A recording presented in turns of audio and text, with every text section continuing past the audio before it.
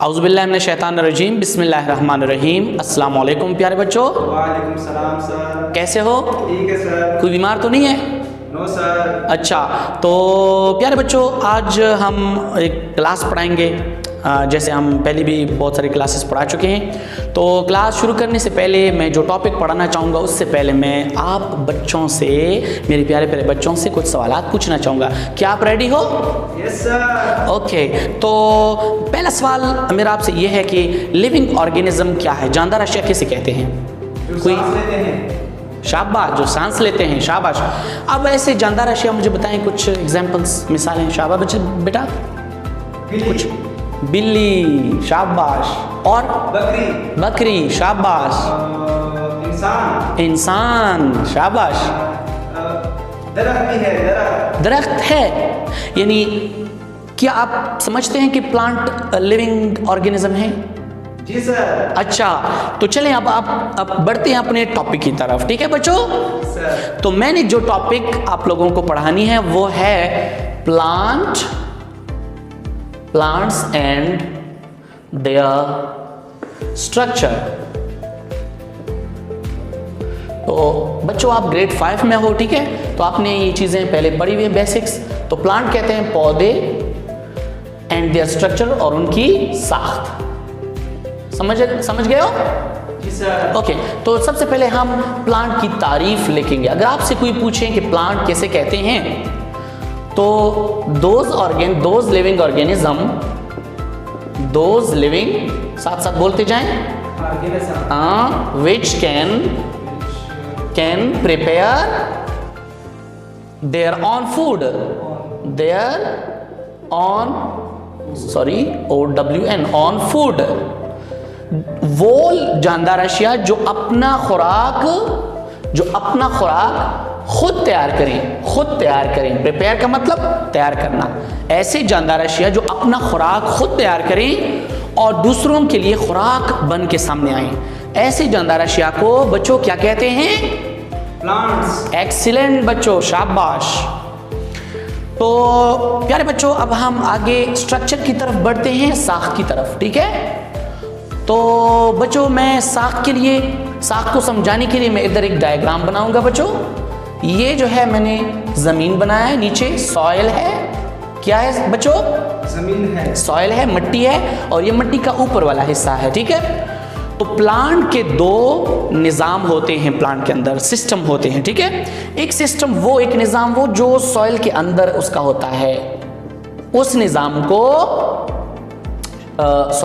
Root, क्योंकि इसकी जड़ें होती है तो रूट सिस्टम कहते हैं। बोलो, रूट सिस्टम, जड़ों का निज़ाम।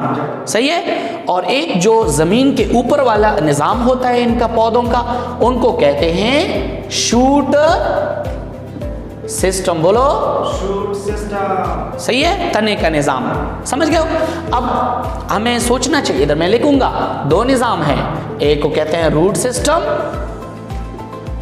और दूसरे को कहते हैं शूट सिस्टम। बेटा टाइम बहुत कम है तो हम जल्दी में ये आज करेंगे। ठीक है? तो अब हमें बच्चों आप ये बताएं मुझे कि रूट सिस्टम में आपको क्या नजर आ रहा है यहाँ पे? जड़ें। शाबाश। रूट्स, यानी रूट सिस्टम में पौधों के कौन से हिस्से होते हैं? रूट्स होते हैं, जड़ें होती हैं। ओके, तो कल हम इसके बारे में पढ़ेंगे कि रूट का काम क्या है। ओके बच्चों? तो अब आते हैं शूट सिस्टम की तरफ बच्चों। तो शूट सिस्टम में आपको क्या दिखाई दे रहा है? ये स्टेम है। क्या ये? तना। ओके, अब ये तना है, ये क्या है? ब्रांचेस, इसकी शाखें, ये मैं पढ़ाऊंगा। ठीक है? और ये शाखों के ऊपर क्या क्या चीजें हैं? ये क्या चीज है? ये पत्ते हैं। शाबाश बच्चों, ये इसको कहते हैं इंग्लिश में लीफ, अगर ज्यादा हो तो लीव्स। ओके, अब ये जो है ये क्या चीज है? बनाता हूं थोड़ा रफ सा। ये क्या है? ये फूल है। फ्लावर है, शाबाश, फूल है।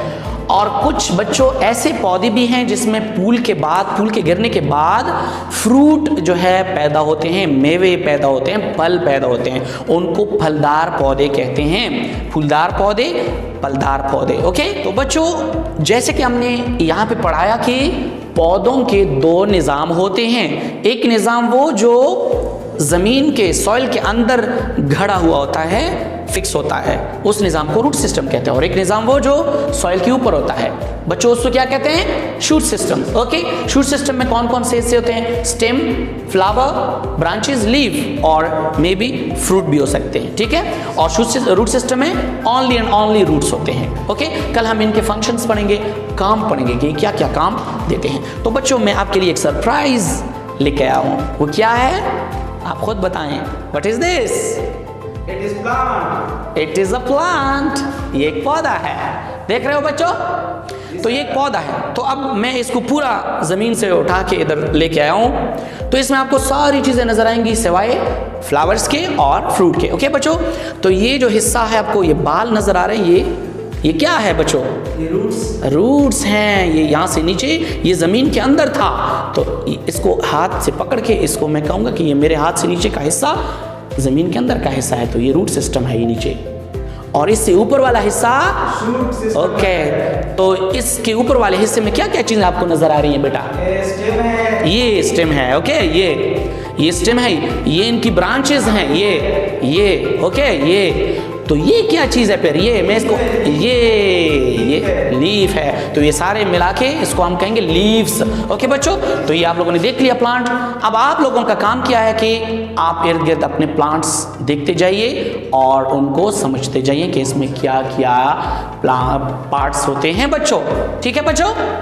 तो अब आप इजीली बता सकते हैं कि प्लांट क्या होते हैं और प्लांट में कौन कौन से हिस्से होते हैं, कौन से हिस्से ज़मीन के अंदर और कौन से हिस्से ज़मीन के ऊपर होते हैं।